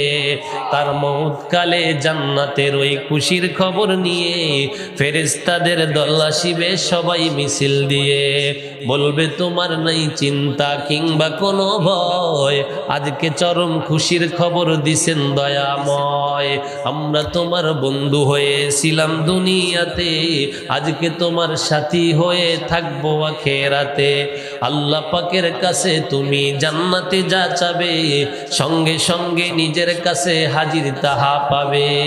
সহি ঈমান নিয়ে যারা চলে দুনিয়ায়, সহি ঈমান নিয়ে যারা চলে দুনিয়ায়, জান্নাতে তার মেহমানি করেন দয়াময়। যদি কেহ চাও হতে বাই খোদার মেহমান, নষ্ট হতে দিও নাই মূল্যবান ঈমান। বলেন আল্লাহু আকবার। আমার মুসলমান ভাইরা, ও ঝাউচর কেন্দ্রীয় জামে মসজিদের মুসল্লিগণ, আমার আল্লাহ তাআলা বলেন মৃত্যুকালে একদল ফেরেশতারা যাবে যারা বলে ইন্নাল্লাযীনা ক্বালু রাব্বুনাল্লাহ, নিশ্চয় আমার প্রভু একমাত্র কে? জোরে কোন কে? যারা বলে আমার প্রভু একমাত্র আল্লাহ, তাদের মৃত্যুর কালে হাজার হাজার ফেরেশতারা আহলান সাহলান করে আসতে থাকে আর বলতে থাকে, যারা আদেশ নিজে মেনে চলে দুনিয়ার বুকে আল্লাহর হুকুম মানে, ইন্নাল্লাযীনা ক্বালু রাব্বুনাল্লাহু সুম্মা ইসতাকামু তাতানাজ্জালু আলাইহিমুল মালাইকাতু আল্লা তাখাফু ওয়া লা তাহজানু ওয়াবশিরু। ফেরেশতারা এসে বলে, হে আল্লাহর গোলাম, কোনো ভয় নাই, কোনো চিন্তা নাই, সুসংবাদ গ্রহণ করো। জান্নাতের সুসংবাদ যেটার ব্যাপারে আল্লাহ তোমাদেরকে প্রতিশ্রুতি দিয়েছে, কোন সুবহানাল্লাহ। তাতানাজ্জালু আলাইহিমুল মালাইকাতু আল্লা তাখাফু ওয়া লা তাহজানু ওয়াবশিরু বিল জান্নাহ। আল্লাহু আকবার। ওয়াবশিরু বিল জান্নাহ। আল্লাহু আকবার। জান্নাতের সুসংবাদ গ্রহণ করো, তোমার কোনো ভয় নাই, কোনো চিন্তাও নাই। আমরা তোমাদের অন্তরঙ্গ বন্ধু ছিলাম, দুনিয়াতে আখিরাতেও বন্ধু হব। এটা দয়ালু মেহেরবান আল্লাহর পক্ষ থেকে সাদর আপ্যায়ন। বলেন সুবহানাল্লাহ। জান্নাতে তোমরা যা চাইবা তাই পাবা। কে বলছে? কে? نحن أولياؤكم في الحياة الدنيا وفي الآخرة ولكم فيها ما تشتهي أنفسكم الله أكبر ولكم فيها ما تدعون نزلا من غفور رحيم। এটা হলো তোমাদেরকে আল্লাহ বলছে, খবর দিয়েছে আমার কাছে। কার কাছে? বলে ফেরেশতাদের কাছে। তোর কোনো ভয় নাই, চিন্তা নাই, মরার সাথে জান্নাতে। বলেন সুবহানাল্লাহ। আরো জোরে বলেন আল্লাহু আকবার। বলে জান্নাতের সুসংবাদ কে দিল? বলে আমার আল্লাহর পক্ষ থেকে। এটা সাদর আপ্যায়ন। কোন আল্লাহু আকবার। এই মুসলমান ভাইয়েরা যারা দিনদার নামাজিওয়ালা হবেন, মরণের সময় ফেরেশতা আসবে জান্নাতি রুমাল নিয়ে, কোন সুবহানাল্লাহ। জান্নাতি জাফরানের শিকড় নিয়ে আসবে, কোন সুবহানাল্লাহ। জান্নাতি পোশাক নিয়ে আসবে, আর ফেরেশতা আপনার মাথার কাছে ডান পাশে বসবে। আজরাইল আলাইহিস সালাম খান, আল্লাহু আকবার। চারিদিকে এই দুই দিকে এরকম লাইন দিয়ে দাঁড়িয়ে যাবে ফেরেশতারা, কারো হাতে রুমাল, কারো হাতে আতর, কারো হাতে এরকম আহলান সাহলান জান্নাতি ফুল ছিটাবে, কোন আল্লাহু আকবার। যেমন এলাকার এমপি যারা আছে তারা আসার পরে লাল বা গালিচা দিয়ে লাল লাল বিছানা বিছিয়ে দেয়, আর পাশে পাশে থাকে যারা কর্মী তারা ফুল ছিটে, আসে না নাই? জোরে কোন ঠিক কিনা? দামি লোক যখন আসে এরকম করা হয়। জান্নাতে যখন মানুষ এখন দুনিয়ায় মারা যাবে, তখন দিনদার যারা হবে, হোক মেয়ে হোক পুরুষ হোক ছেলে, যেই হোক না কেন, ফেরেশতারা বলবে ভয় নাই, চিন্তাও নাই, সুসংবাদ গ্রহণ করো জান্নাতের, কোন সুবহানাল্লাহ। যখন আপনার আমার জানটা নিয়ে যাবে, ফেরেশতা আজরাইল বলবে আল্লাহর হুকুমে আল্লাহর দিকে চলো, বলেন আল্লাহু আকবার। রূহটা এরকম বের হয়ে যাবে। কিন্তু একটা বিষয় হলো দোস্ত, যদি আপনি নামাজিওয়ালা হন, ইবলিস শয়তান সারা জীবন আপনারা ধোঁকা দিয়েছে, কিন্তু মরণের সময় শেষ ধোঁকা দিবে। মরণের সময় পানির পিপাসা লেগে যায়, তখন ইবলিস শয়তান এসে প্রসাব করে আপনার ঈমান নষ্ট করার জন্য মা বাবার সুরত ধরে এসে কয় বাজান রে, এদিক শোনো, তোমার পানি পিপাসা লাগছে, আমি তোমার আব্বা তোমার মা, না ওই পানি খাও। যদি লোকটা নামাজিওয়ালা হয়, বাম পাশে বসে ধোঁকা দেয় ইবলিস শয়তান, কয়টা সারাবং তহুরা খাও। যদি আল্লাহওয়ালা লোক খায়, নামাজিওয়ালা হয়, তার ডান পাশে নামাজ নামক ফেরেশতা দাঁড়ায় যায়, নামাজ দাঁড়িয়ে যায়, নেকির ফেরেশতা দাঁড়িয়ে যায়, দাঁড়িয়ে গিয়ে বলে খবরদার খবরদার, এই পানি পান করবা না, ওটা ইবলিস শয়তান প্রসাব করেছে, ওটা খাইলেই তুমি জাহান্নামী হয়ে যাইবা। কিতাবের ভিতরে আসছে, তাফসীরের ভিতরে আসছে, যখন ইবলিস শয়তান এটা বলে, কেন বলে জানেন? শেষে কি বলে জানেন? এই পানি খাওয়ার তোমরা বলো আমি তোমার মা তোমার আব্বা। ইবলিস শয়তান এই চেহারা সুরত ধারণ করে বলে, তুমি কও আল্লাহ দুই, আল্লাহ এক না, কন নাউজুবিল্লাহ। এতদিন আমরা যারা বিশ্বাস করেছি সে আমাদের আল্লাহ না, কন নাউজুবিল্লাহ। এই ইবলিস নামক শয়তান ধোঁকা দেয় বাম পাশে বসে, আর নেকির নামক ফেরেশতা কয় না খবরদার খবরদার, ওর কথা শুনো না। তখন আল্লাহওয়ালা যে নামাজিওয়ালা হয় তার কপালটা ঘামাইয়া যায়। এবার এই ফেরেশতা বেশে নামাজ কয় তুমি পড়ো লা হাওলা ওয়ালা কুওয়াতা ইল্লা বিল্লাহ। আমার নবী কয় আত্মীয় স্বজন যখন মারা যাবে সূরা ইয়াসিন বেশি বেশি তেলাওয়াত করো, পাশে বসে কোন সুবহানাল্লাহ। বলে সূরা ইয়াসিন তেলাওয়াত করলে কি লাভ হয়? বলে সূরা ইয়াসিন বান্দা যখন তেলাওয়াত করে, আমার আল্লাহ তাআলার ফেরেশতা নাজিল হয়, একদল ফেরেশতা আসে, শয়তানগুলোরে দাবড়াইতে থাকে, কোন আল্লাহু আকবার। বান্দার রূহটা বের হয়, কপালটা ঘামায় যায়, রূহ থেকে এত সুন্দর ঘ্রাণ আসে, এত সুন্দর ঘ্রাণ। হাজার হাজার ফেরেশতারা আসমানের দিকে উঠতে থাকে, আর সব ফেরেশতারা কয় কোন এলাকার কোন আল্লাহওয়ালার সন্তান, তার বাবার নাম নিয়ে কম, আব্দুল্লাহর ছেলে আব্দুর রহিম, এ বড় ভালো লোক ছিল, আল্লাহর কোনো হুকুম অমান্য করে নাই, বিবিকে পর্দায় চালাইছে, হালাল খাইছে, না খেয়ে রয়েছে কিন্তু হারাম খায় নাই। এই দুনিয়ার জিন্দেগি শেষ, মাত্র 60 বছরের জিন্দেগি শেষ করে জান্নাতে যাইতেছে, কোন আল্লাহু আকবার। প্রথম আসমানে যাওয়ার সাথে সাথে আসমানের ফেরেশতারা আসমানের দরজাটা খুলে দেয়, এক আসমান থেকে আর এক আসমান পর্যন্ত 500 বছরের রাস্তা, কোন সুবহানাল্লাহ। দ্বিতীয় আসমানে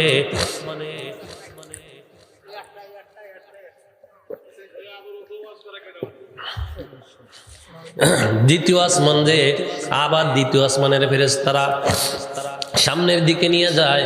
সপ্ত আসমানে যাওয়ার পর আমার আল্লাহ কয় আমার বান্দা জান্নাতি হবে, জান্নাত নামক ইল্লিনে তার নামটা লিখে দাও। কিন্তু আমার বান্দা তো কবরে সওয়াল জব আছে, আমার বান্দার রূহটা আবার কবরে পৌঁছায় দাও, কোন সুবহানাল্লাহ। রূহ আবার কবরে পৌঁছানোর পর যখন 40 কদম চলে যায়, আমাকে আপনাকে রেখে চলে যাবে, আমার আপনার আত্মীয় স্বজন যার যার ঘরে গিয়ে ঘুমাবে, তখন ফেরেশতা আসবে। মুনকার নাকির ফেরেশতা আসবে, সে বলবে মান রব্বুকা ওমান দীনুকা ওমান নাবিয়ুকা। এক নম্বরে বলবে তোমার রবকে। যদি আপনি আল্লাহ ওয়ালা হন, নামাজিওয়ালা, সঙ্গে সঙ্গে বলবেন রব্বি আল্লাহ, আল্লাহু আকবার। এরপর বলবে তোমার দিন কি? বলে আমার দিন ইসলাম। এরপর বলবে তোমার নবীকে, নবীজির চেহারাটা দেখা দিবে। কবর থেকে মক্কা পর্যন্ত, মদিনা পর্যন্ত আপনার সুড়ঙ্গ করে দিবে। যখন দিবে বলবো ওই লোকটাকে চিনো? বলে ওই লোকটাকে চিনি না, কিন্তু না কথা শুনেছি মানুষের মুখে, উনি মনে হয় আমাদের নবী। কোন সুবহানাল্লাহ। অথবা তিনি বলবেন ওই লোক হলো ওই লোক। কি বলে? ইনি হলেন মুহাম্মাদুর রাসূলুল্লাহ সাল্লাল্লাহু আলাইহি সাল্লাম। তার উপর কোরআন নাজিল হয়েছিল। আসমান থেকে আওয়াজ আসবে কদ সাদাকতা আবদি, এ ফেরেশতারা আমার বান্দা সত্য বলেছে। কান আল্লাহু আকবার। ক্বালা ইয়াতিয়াহি মালাকানি ফায়াজলিসানি ফায়াকুলানি লাহু মার রাব্বুক ফায়াকুলু রাব্বি আল্লাহ ফায়াকুলানি লাহু মা দীনুক ফায়াকুলু দীনিল ইসলাম ফায়াকুলু মা হাদার রাজুলুল্লাযী বুইসা ফীকুম। আল্লাহু আকবার। ওয়া রাসূলুল্লাহ সাল্লাল্লাহু আলাইহি ওয়াসাল্লাম। আল্লাহ বলবে আমার বান্দা সঠিক বলেছে, আমার বান্দা মাটির ঘরে শুয়েছে, আমার বান্দাকে জান্নাতের বিছানা বিছায় দাও। আমার বান্দা নরমাল পোশাক পরে ঘুমিয়ে আছে, কাফনের কাপড় বড় দামি দামি পোশাক ছিল পরে নাই, আমার বান্দাকে জান্নাতি পোশাক পরে দাও। খান সুবহানাল্লাহ। আমার বান্দার সাথে আর জান্নাতের সাথে সুড়ঙ্গ করে দাও, সঙ্গে সঙ্গে জান্নাতের হাওয়া আসতে থাকবে। কোন সুবহানাল্লাহ, জোরে কোন আল্লাহু আকবার। মুর্দাকে রেখে যখন সবাই চলে যায়, তাহার কাছে দুই ফেরেশতা এসে হাজির হয়। কবর মাঝে এসে তারা তিনটি সওয়াল করে, ইমানদার ব্যক্তি তাহার জবাব দিতে পারে।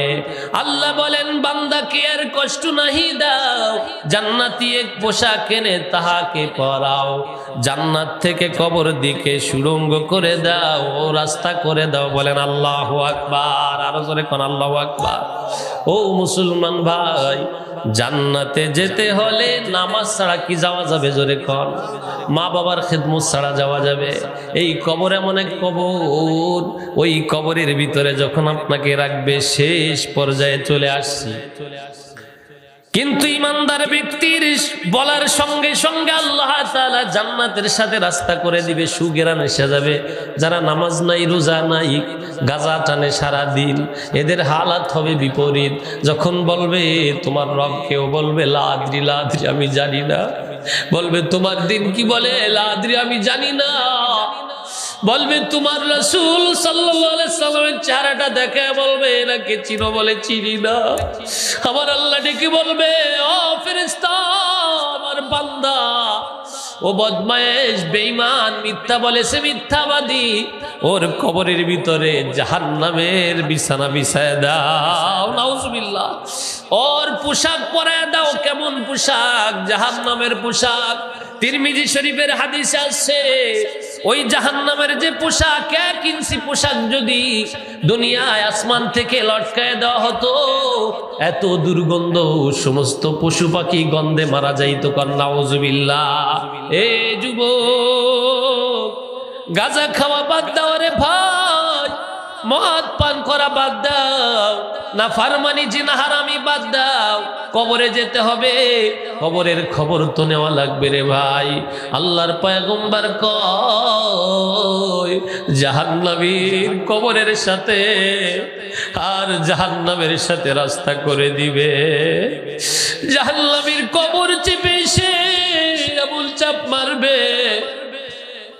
নবীজি আমার বলেন, 2 পাঁজরের হাড্ডি এরকম আঙ্গুল দিয়ে বলেন, 1 পাঁজরের হাড় আর 1 পাঁজরে ঢুকে যাবে। পার দিকে এরকম কবর চেপে সংকীর্ণ হয়ে মাথা পর্যন্ত গুঁড়ো গুঁড়ো করে ফেলবে, মাথার গিলু ছিটে বের হয়ে যাবে। 99টা তার কবরে দেওয়া হবে। ফজরের নামাজ যে কাজা করেছে, একটা সাপ কথা বলবে, সাপটার নাম টাক পড়া সাপ নামে পরিচিত। ওই সাপ কথা বলবে আর দংশন করবে। পয়গম্বর কয়, যেই ব্যক্তি একবার ওই সাপের দংশন খাবে 40 বছর পর্যন্ত চিৎকার করতে থাকবে। আমার মুসলমান ভাইয়েরা, দুনিয়ার বুকে একটা সাপে কামড় দিলে দৌড়ে পাগল হয়ে যায়, কত ওজা কত ইঞ্জেকশন দেওয়া হয়, অনেকে মারা যায়। আর জাহান্নামের আগুন হবে এমন, এই আগুনের থেকে শত শত গুণ বেশি দাগ থাকবে। এই আগুন তো হাতে লাগলে হাত পড়ে, পায়ে লাগলে পায়ে পড়ে। জাহান্নামের আগুন যখন আপনার হাতে লাগবে কলিজা পর্যন্ত পুড়ে যাবে। নাউযুবিল্লাহ। এরপর আমার আল্লাহ কয়, ও গোলাম, দুনিয়ায় গুনাহ করছো, আমার কাছে মাপ চাও, আমি আল্লাহ ক্ষমা করে দিব। লা তাকনাতু মির রাহমাতিল্লাহ। আমার রহমত থেকে রইছো না বান্দা। তুমি গুনাহ করছো আসমান পর্যন্ত, আমার কাছে যদি সিজদায় পড়ে বলো সুবহান রাব্বিয়াল আলা, আমি ওই রবের প্রশংসা করছি যিনি হলেন সকল বড়র বড়। কে জোরে কার? আমার প্রশংসা করো বান্দা।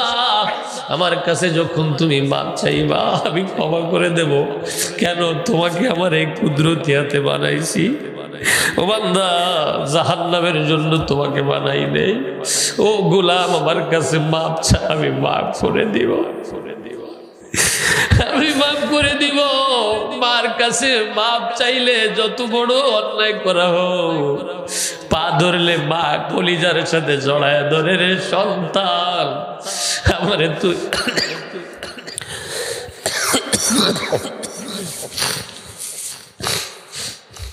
সন্তান তোকে মাফ করে দিলাম। আমার আল্লাহ কয়, ওই মায়ের থেকে কোটি গুণ মায়া